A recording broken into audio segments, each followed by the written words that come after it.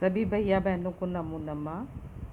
आज हम यक्ष युधिष्ठिर संवाद का हिंदी अनुवाद देखने जा रहे हैं।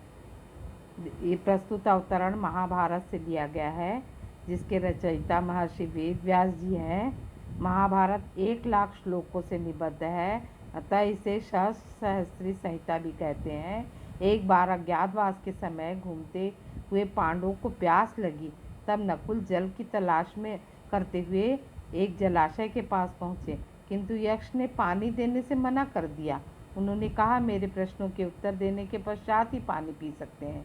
पिपासा कुल नकुल एवं अन्य भाई बिना उत्तर दिए पानी पिए मृत्यु को प्राप्त हुए।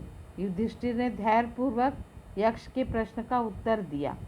प्रस्तुतांश यक्ष के प्रश्न और उत्तर युधिष्ठिर के सभी प्रश्नोत्तर लोकोपयोगी हैं, इसलिए आप लोग इसको ध्यान से सुनेंगे, समझेंगे। ठीक है। प्रश्न देखिए आप लोग।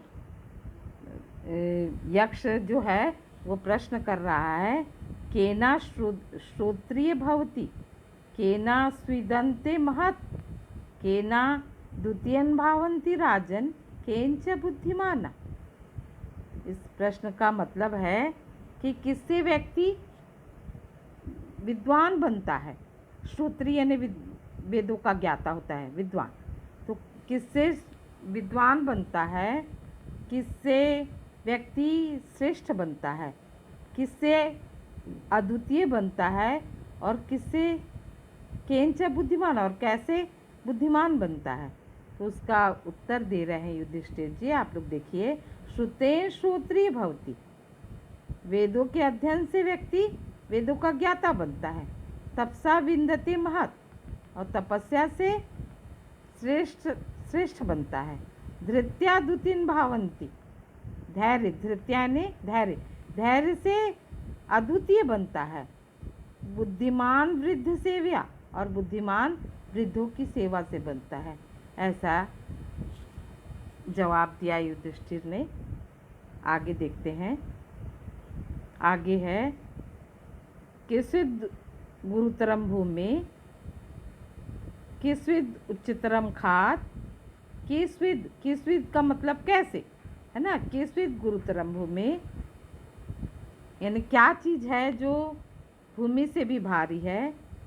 किस्विद उच्चतरम खात, क्या है जो आसमान से भी ऊंचा है। किस्विद शीघ्रतरम वायु, क्या है जो वायु से, हवा से भी तेज है।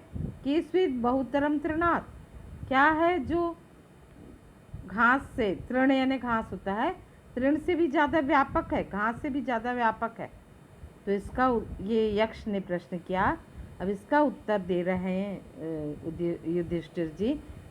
माता गुरुतर भूमि, माता जो है वह भूमि से भी भारी है। खाद उच्चतरम पिता, और खाद यानी आसमान होता है, आसमान से भी ऊंचे पिता होते हैं। मना शीघ्रतरम वाता चिंतव्या बहुतरी तृणात्, मन जो है वो वायु से भी तेज है, शीघ्रगामी है। और चिंता बहुतरी तृणात्, और चिंता जो है वह तृण घास से भी व्यापक है, ऐसा कहा गया है। आगे देखते हैं। धान्यानाम उत्तमम किस्विद, धनानाम सात्विक उत्तमम, लाभानाम उत्तमम किम स्यात्, सुखानाम सात्विक उत्तमम। धान्यानाम उत्तमम यानी अनाजों में उत्तम क्या है।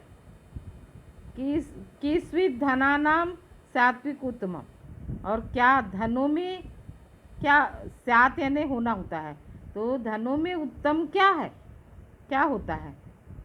लाभानाम उत्तमम किम, लाभों में उत्तम क्या है। स्यात् क्या, किम स्यात्, और सुखानाम सात्विक उत्तमम, और सुखों में उत्तम क्या है, ऐसा बोल रहे हैं। तो अब इसका उत्तर दे रहे हैं युधिष्ठिर जी। धान्यानाम उत्तम दाक्ष्य, अनाजों में उत्तम दक्षता है। और धनानाम उत्तमम श्रुतम, और धनों में उत्तम वेदों का ज्ञाता है, श्रुतम विद्वान है, धनों में उत्तम। लाभानाम उत्तमम श्रेय, लाभों में उत्तम श्रेय है। सुखानाम तुष्टि रुत्तमा, सुखों में सबसे उत्तम है संतुष्टि, है ना। आगे देखते हैं। अब आगे है केनास्विद वृत्तो लोक, केनास्विन् न प्रकाशते, केन त्यजति मित्राणि, केन स्वर्ग न गच्छति। केनास्विद वृत्तो लोका, किससे ढका हुआ है संसार, लोका। केनास्विद वृत्तो लोका, किससे संसार ढका हुआ है। केनास्विन न प्रकाशते, किसके कारण प्रकाशित नहीं होता। केना त्यजति मित्राणि, केन स्वर्ग न गच्छति, कौन मित्र का त्याग कर देता है और कौन स्वर्ग नहीं जाता। तो इसका उत्तर दे रहे हैं युधिष्ठिर जी, अज्ञानेनो वृत्तो लोका, अज्ञानता से ढका हुआ है संसार। तमा न प्रकाशते, तमसा न प्रकाशते, और अंधकार के कारण प्रकाशित नहीं होता। लोभात् त्यज्यति मित्राणि, लोभ के कारण लोग मित्रों का त्याग कर देते हैं। संगस्तु का स्वर्ग न गच्छति, और संसर्ग यानी आसक्ति प्रेम के कारण लोग स्वर्ग नहीं जाते, ऐसा उनने जवाब दिया है। आगे देखते हैं। तपः किम लक्षणम प्रोक्तम, तप का क्या लक्षण कहा गया। प्रोक्तम यानी कहना। तपः किम लक्षणम प्रोक्तम, तप का क्या लक्षण कहा गया है। को दमनश्च प्रकृति, दमन किसे कहा गया है।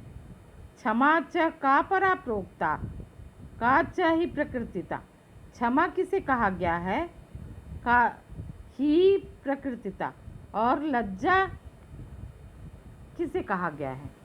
तो अब इसका जवाब दे रहे हैं। तपा स्वधर्म वर्तित्व, जो अपने धर्म का पालन करते हैं, धर्म के मार्ग में चलते हैं, वही तप है। मनसो दमनम दमा, मन को अपने काबू में रखते हैं, वही दमन है। क्षमा द्वंद्व सहिष्णुत्व, जो व्यक्ति सुख दुख में समान भाव रखते हैं, वही क्षमा है। ह्री कार्य निवर्ततम, न करने योग्य, ह्री यानी लज्जा होता है। कार्य निवर्तनम, जो न करने योग्य कार्य है। ह्री कार्य निवर्तनम, जो कार्य न करने योग्य है उसका त्याग करना ही लज्जा है, ऐसा कहा गया है।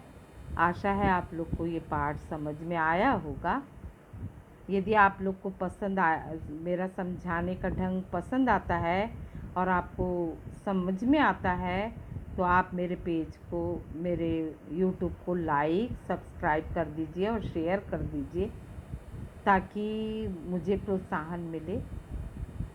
धन्यवाद।